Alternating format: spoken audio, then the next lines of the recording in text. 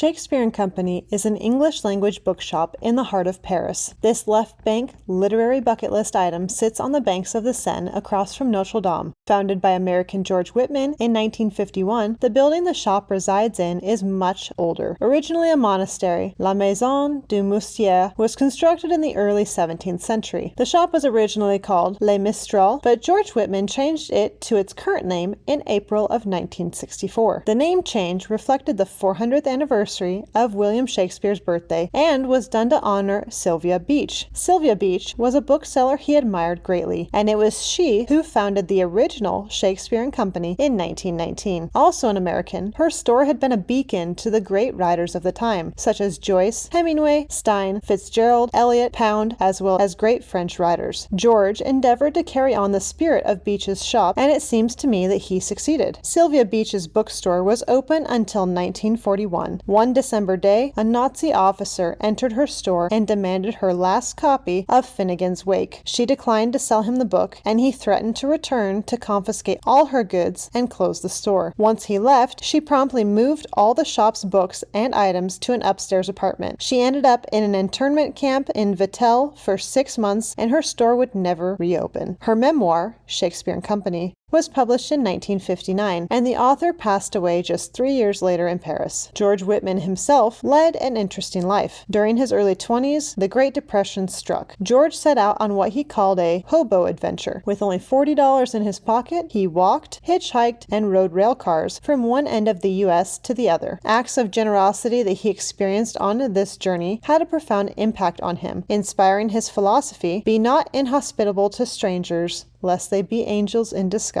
Perhaps drawing on these experiences and his philosophy is why writers, artists, and intellectuals were provided places to sleep among the shop's shelves from the first day the store opened. These guests were nicknamed Tumbleweeds, and for staying the night, 3 things were requested of them. 1. Read a book a day. 2. Help at the shop for a few hours a day. And 3. Produce a 1-page autobiography. Thousands of these autobiographies now form an impressive archive capturing stories from generations of writers, travelers, and dreamers. In 2006, George's daughter, Sylvia Whitman, took over the running of the store. She had been helping him with it since 2002. In 2003, she spearheaded the first of what would be many literary festivals at the bookstore. In 2011, alongside the De Groot Foundation, Shakespeare and Company launched the Paris Literary Prize, a novella contest for unpublished authors from around the world. On December 14th, 2011, George Whitman passed away just 2 days before his 98th birthday. His novel, This Bookshop, is still being written by Sylvia and the Tumbleweeds. So put this book on your future to-be-read list if you want to know more about this incredible person and the store he built. George was awarded the Officer des Arts et des Lettres in 2006 by France's Ministry of Culture.